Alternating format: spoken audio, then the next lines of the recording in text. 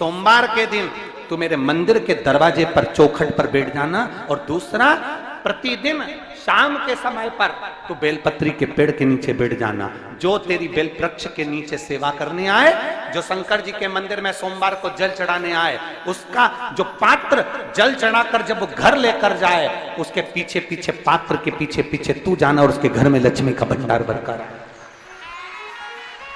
लक्ष्मी बेलपत्र के वृक्ष के नीचे तू विराजमान हो जा। उस बेलपत्र के वृक्ष के नीचे जो बुआरी लगाए, सेवा करे, चाकरी करे, एक बेटी को जैसे बड़ा करते हैं वैसे बेलपत्री के वृक्ष को जो बड़ा करे, बेलपत्री के वृक्ष का जो पालन करे, पोषण करे, उसकी संभाल करे, उस बेलपत्री के वृक्ष को जैसे जैसे वो उन्नति करे, वैसे वैसे उसके घर में समृद्धि बढ़ते जाए। उस जिसका खुद का मकान नहीं हो, खुद का मकान नहीं हो, किराए के मकान में रहते रहते जिंदगी बीत रही हो, खुद का नहीं, और बहुत दुख का जीवन चल रहा हो, बहुत कष्ट का जीवन, बहुत अपना खुद का कोई मकान नहीं, मान लो प्लाट है पर मकान बन नहीं रहा, या कोई प्रॉपर्टी अपनी नहीं बन रही, तो हम इस व्यासपीठ से कहना चाहेंगे कि एक प्रयोग अवश्य करिएगा, एक प्रयोग अवश्य। अपने आसपास के 5-6 बेलपत्र के वृक्ष देख लीजिए, अपने आसपास के नजदीक के 5-6 बेलपत्र के बड़े बड़े वृक्ष देख लो, या छोटे वृक्ष देख लो। उन 5-6 वृक्ष को धीरे धीरे उनकी सेवा करना प्रारंभ करो, उन वृक्षों को बड़ा करना प्रारंभ करो, उन वृक्ष के नीचे सफाई करना प्रारंभ करो, उन वृक्ष को जल देना प्रारंभ करो, उन वृक्ष को आप खाद देना प्रारंभ करो, उन वृक्ष की सेवा संभाल करना प्रारंभ कर दो, उस वृक्ष के नीचे बुआरी काटना प्रारंभ कर दो, झाड़ू लगाना प्रारंभ कर दो, उस वृक्ष के नीचे सफाई करना प्रारंभ कर दो। उस बेलपत्री के 5-6-7 वृक्ष को आप गोद ले लो। गोद लेना मतलब मैं इसकी सेवा करूंगा, मैं इसमें जल दूंगा, मैं इसके खाद दूंगा, मैं इसकी सेवा करूंगा, कुछ मत करो, बस केवल इस शरीर से उस बेलपत्र के वृक्ष की सेवा करना रोज प्रारंभ कर दो। 6 महीना इंतजार करना और 6 महीना लगातार सेवा करना, 7वां महीना आपका और हमारा, और बताना कि भोलेनाथ ने प्रॉपर्टी दिलाई कि नहीं दिलाई और आगे बढ़ा है।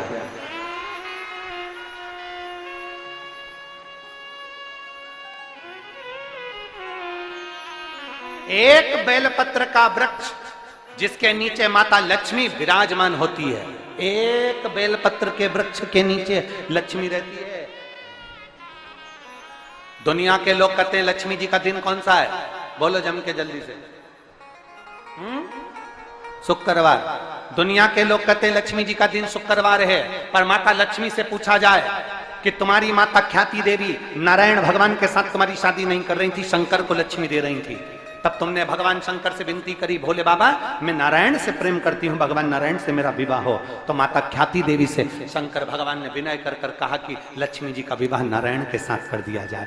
भगवान नारायण के साथ जब लक्ष्मी जी का विवाह हो गया, तब लक्ष्मी जी हाथ जोड़कर बोलती हैं, बाबा मेरा विवाह नारायण के साथ हो गया, पर मैं आपके चरणों की सेवा करना चाहती हूँ, बाबा आप कृपा करिए कि मैं क्या करूं आपके लिए। शंकर भगवान कहते हैं, लक्ष्मी बस 2 चीजें कर दे, एक सोमवार के दिन तू मेरे मंदिर के दरवाजे पर चौखट पर बैठ जाना, और दूसरा प्रतिदिन शाम के समय पर तू बेलपत्री के पेड़ के नीचे बैठ जाना। जो तेरी बेल वृक्ष के नीचे सेवा करने आए, जो शंकर जी के मंदिर में सोमवार को जल चढ़ाने आए, उसका जो पात्र जल चढ़ाकर जब वो घर लेकर जाए, उसके पीछे पीछे पात्र के पीछे पीछे तू जाना, और उसके घर में लक्ष्मी का भंडार भरकर आए। लक्ष्मी बेलपत्र के वृक्ष के नीचे तू विराजमान हो जा। उस बेलपत्र के वृक्ष के नीचे जो बुआरी लगाए, सेवा करे, चाकरी करे, एक बेटी को जैसे बड़ा करते हैं वैसे बेलपत्री के वृक्ष को जो बड़ा करे, बेलपत्री के वृक्ष का जो पालन करे, पोषण करे, उसकी संभाल करे, उस बेलपत्री के वृक्ष को जैसे जैसे वो उन्नति करे, वैसे वैसे उसके घर में समृद्धि बढ़ते जाए, उसके घर में वैभव बढ़ते जाए। ये शंकर भगवान माता लक्ष्मी से करे, भगवान शिव माता लक्ष्मी से करे।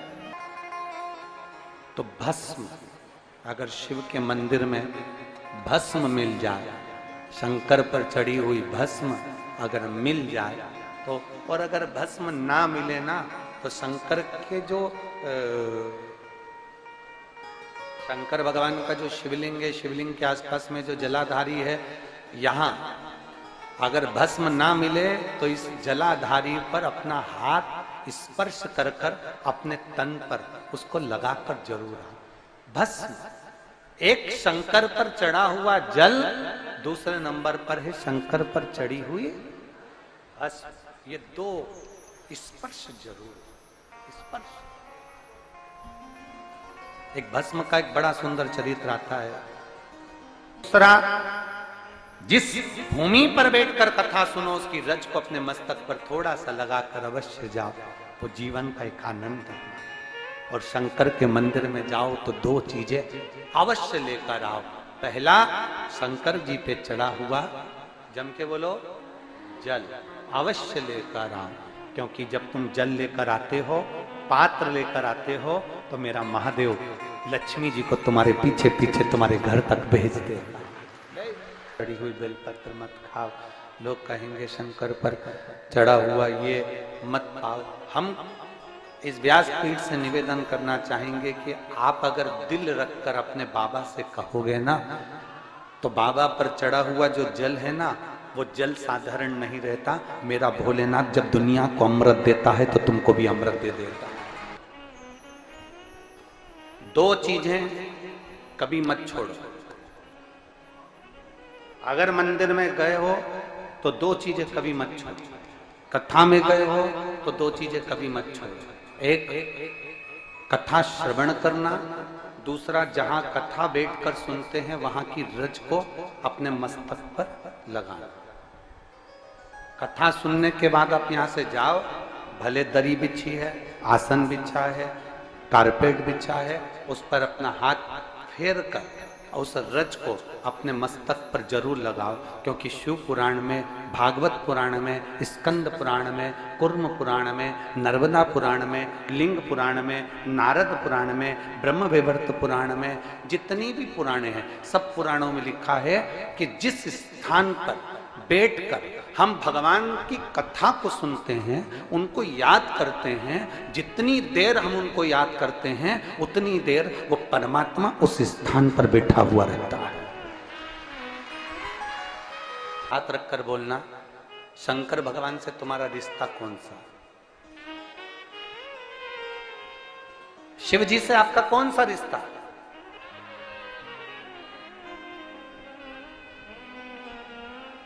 शंकर भगवान को आप क्या मानते हो? हमने आपको एक संबंध बताया था कि सीहोर कुबेरेश्वर धाम आपका मायका है, तो हम आपके भाई हैं, तो शंकर भगवान आपके पिता हैं, आपके बाप हैं, आपका बाबा है, आपका दादा है।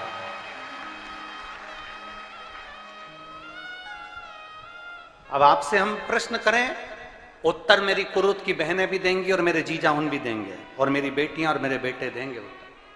आपसे प्रश्न करें, अगर बेटी को दुख होगा तो क्या वो अपने बाप से नहीं कहेगी? बोलो तो जम के।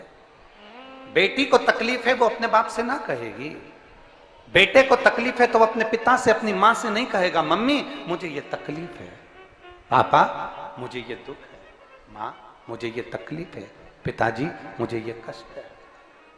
क्या वो अपने माँ बाप से नहीं कहेंगे? क्या वो अपने माँ बाप से विनय नहीं करेंगे? और माँ, पिता, फिर उसके करीब में, उसके नजदीक में जो भी होता है वो माँ बाप निकाल कर उसको दे देते हैं, माता पिता उसको दे देते हैं।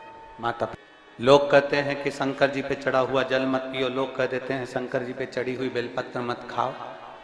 कोई इस बहन से पूछे, सुनीता सोनी से, कि शंकर पर चढ़े हुए जल से उसकी गांठ जो डबल से उसके शरीर में आ गई थी वो समाप्त हो गई, तो जरा विश्वास करिएगा कि एक बेटी अपने माँ बाप से ही तो कहेगी, और बाप के पास में जो होगा वही तो अपनी बेटी को देगा दुख को मिटाने के लिए।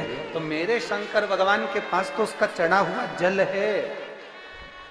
दूसरा, जिस भूमि पर बैठकर कथा सुनो उसकी रज को अपने मस्तक पर थोड़ा सा लगाकर अवश्य जाओ, वो जीवन का एक आनंद है।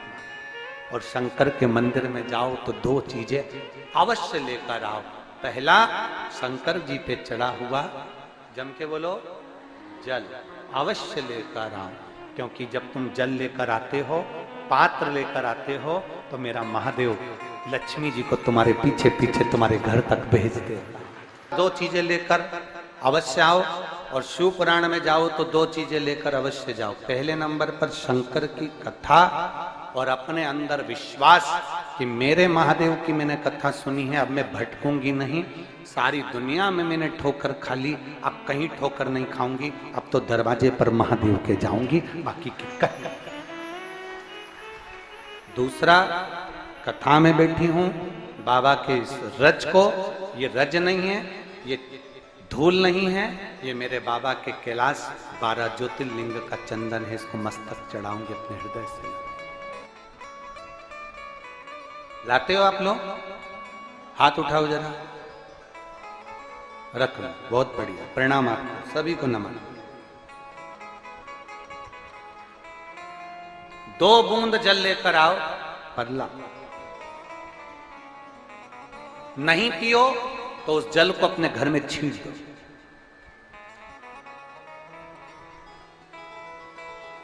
नहीं पी सकते, उस जल को छींट दो। सारे घर के लोग नहीं पी रहे, उस जल को मटके में डाल दो, हंडे में डाल दो। 2 बूंद जल हंडे में डाला, सब पी गई। आपको अलग अलग किसी को देने की जरूरत नहीं पड़ी, किसी को नहीं। हंडे में डाल दो, मटके में डाल दो, सब उस पानी को पीना रात।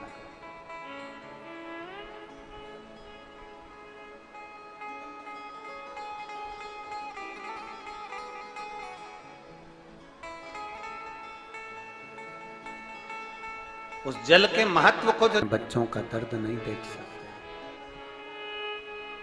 जब माता पिता अपने बच्चों का दर्द नहीं देख सकते, तो देव अधिदेव महादेव तुम्हारा दर्द कैसे देखेंगे?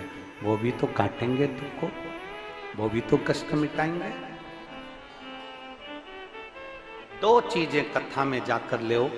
एक, जहां जगह मिल जाए वहां बैठकर कथा सुनो।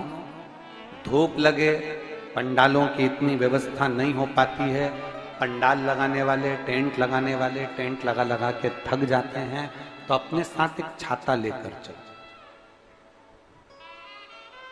2 पानी की जम के बोलो जरा, बोतल, बिछाने की दरी अपने साथ लेकर चलो। लोगों ने उमा महेश की कथा अपने जीवन में धारण करी कि नहीं करी वो हमको नहीं स्मरण है, पर एक बात का स्मरण करिएगा,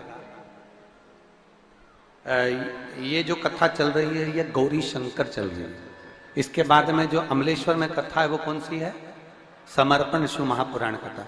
उस समर्पण शिव महापुराण की कथा जब 2 तारीख को विराम हो जाएगी, तब उसके बाद में जो कथा 6 जून को प्रारंभ होगी सोलापुर महाराष्ट्र में, उस कथा का नाम रहेगा उमा महेश शिव महापुराण की कथा। उसको जरूर सुनो। सोलापुर में जो 6 जून से कथा होगी उसका नाम उमा महेश शिव महापुराण। उसको सुनना, श्रवण करना, उसको धारण करना है। उसमें इतने प्रश्न माता उमा ने भगवान महेश से करे हैं, और महेश भगवान शंकर उसका हर प्रश्न का उत्तर दे रहा है। भगवान महेश भगवान शंकर हर प्रश्न का।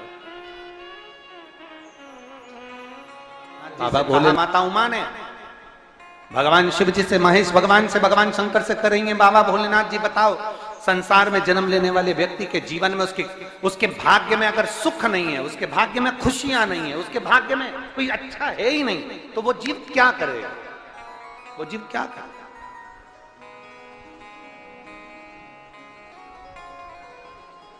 भगवान शंकर कह रहे हैं, पार्वती,